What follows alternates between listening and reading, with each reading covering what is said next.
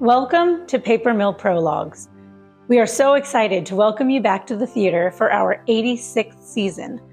And what better way to kick off this season than with a show that epitomizes the talent, the grit, and the heart of the Garden State, Jersey Boys. Featuring the music of the Four Seasons, Jersey Boys explores the enduring harmonies created by the foursome and the ever-present discord that surrounded them. The goal of Prologues is to give our audience an extra layer of insight and context for our productions by exploring some of the themes, histories, and cultural relevance behind each show. What we provide is by no means exhaustive, and we encourage you to continue to explore any topics we raise here on your own. You can also reference our works cited list at the end of the video to dig even deeper. In this video, we'll be taking a closer look at the history and legacy of this iconic genre-defining show, and just what it means to be from Jersey. The group known as the Four Seasons existed in several iterations, with varying members and varying names. But the Jersey Boys, who truly solidified the group's legacy, were bassist and arranger Nick Massey, guitarist Tommy DeVito, keyboardist and songwriter Bob Gaudio, and lead vocalist Frankie Valli.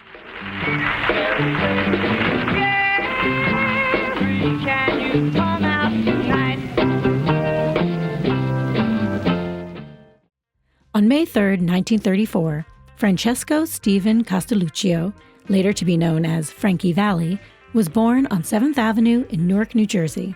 At the time, this neighborhood was known as the First Ward, or Newark's Little Italy, due to its significant Italian immigrant population. Frankie's love of music started at an early age, ignited by his mother when she took him to see Frank Sinatra at the Paramount Theater in New York at the age of 7. His other early influences stemmed from jazz and traditional pop vocalists, including Dinah Washington, Nellie Lutcher, the Four Freshmen, and Johnny Ray. During these early years, Valli honed his vocal skills by doing impressions of his favorite musical artists, and this aided in the development of his famously high falsetto singing voice. Early into his career, he would find another major influence in his friend and mentor, Texas Gene Valli, a well-known country singer and yodeler of the 40s and 50s. It was Gene Valli who would take young Frankie under her wing and introduce him to music publishers Paul and Dave Kapp in 1953. It was at this time that Frankie would adopt the last name, Valli, as his official stage name. As you'll see in the musical, the four Jersey Boys eventually found their way to one another, and they developed a sound unlike any other, with tight harmonies and Valli's signature falsetto at the center. They don't cry. Big girls don't cry. Said they don't cry. Massey and Valli came from Newark, DeVito from Belleville, and Gaudio from Bergenfield, and they all brought their own distinct personality and perspective. With this in mind, the creators of the Jersey Boys musical chose to deliver the story through the use of multiperspectivity, or multiple narrators. Book writers Marshall Brickman and Rick Ellis interviewed Valli, Gaudio, and DeVito. Unfortunately, Nick Massey passed away during the show's development. DeVito, the last interviewed, commented, "Don't listen to those guys. I'll tell you what really happened," which sparked the idea for the writers to give voice to each band member's unique recollection of events. Each member of the band serves as a narrator, speaking directly to the audience at different parts of the story.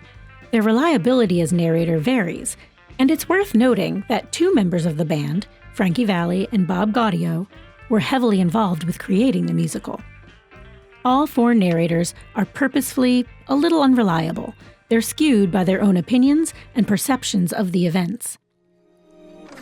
So what is an unreliable narrator? Hi, excuse me.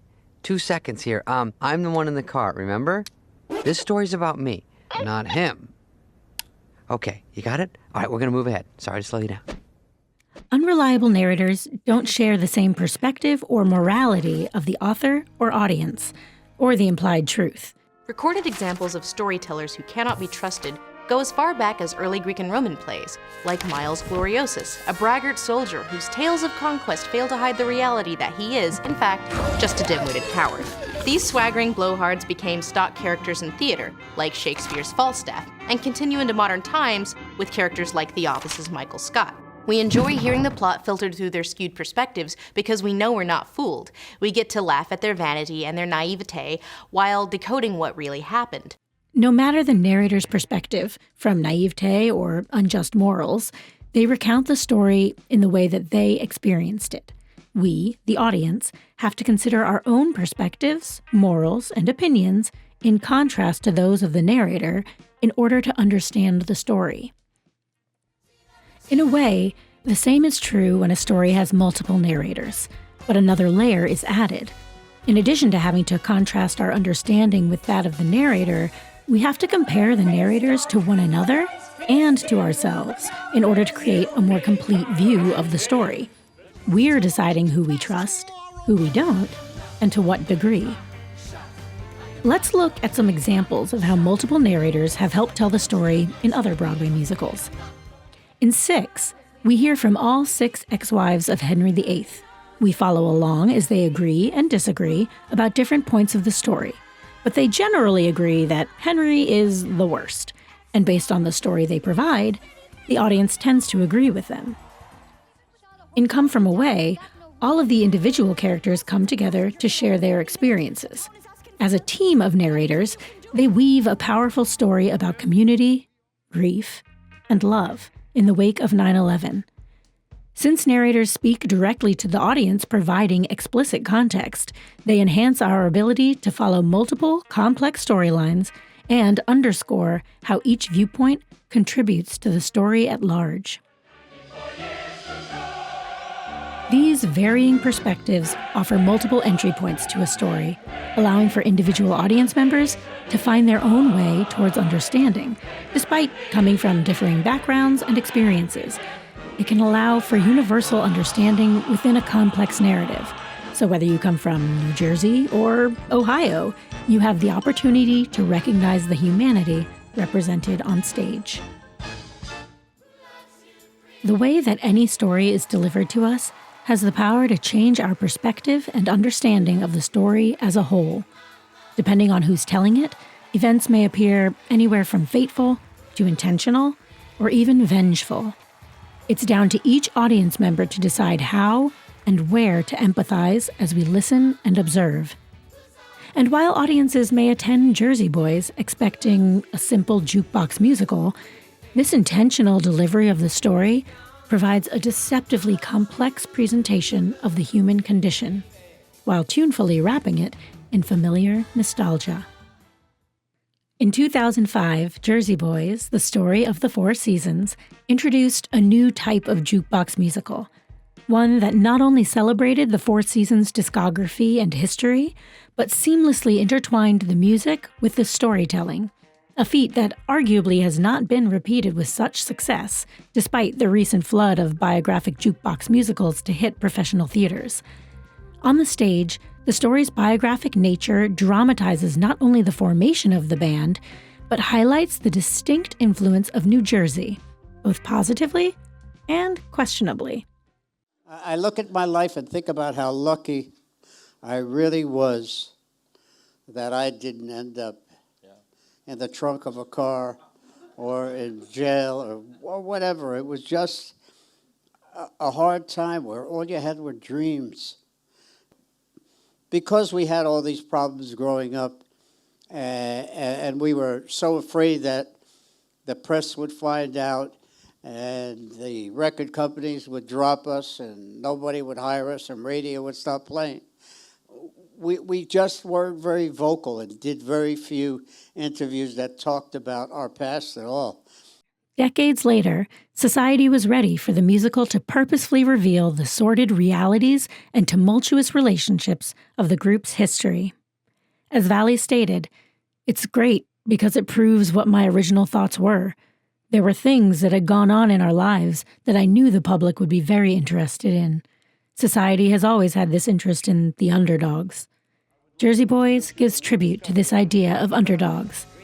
the uniqueness of homegrown Jersey performers, and the innate aspirational drive they share that has produced and continues to produce a parade of artistry. That aspiration is driven in no small part by the state's proximity to New York City. But despite living in the shadow of the Big Apple, Jersey still maintains its own distinctive place in pop culture. Its reputation contains a mixed bag of crass behavior, world-class talent, and seductive criminality that makes the rest of the country unable to look away and, more importantly, unable to dismiss it. And New Jerseyans have embraced both the love and notoriety. Put it this way, my license will always read New Jersey. This is where they'll put my ashes. Jersey is just a part of who we are. The Jersey Boys narrators, while all clearly bestowing their uniquely personal perspectives, are all still delivering it with classic Jersey flair. They're casual, they're cheeky, and the language is mature, while the music is harmonious, groundbreaking, and emotionally driven. In naming this musical, they accepted the mantle of Jersey, the grit and the glory, and proudly took it up. Papermill is honored to be the first producing house in New Jersey to stage a production of Jersey Boys. And how very fitting it is. Just like the Four Seasons, Papermill itself has a storied history, full of incredible artistry and moments of uncertainty. And how very Jersey to face adversity and come out stronger.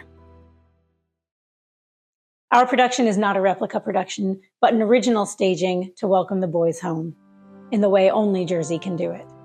So let's embrace all that Jersey Boys brings to our stage, and we'll applaud it with Jersey pride. Enjoy the show.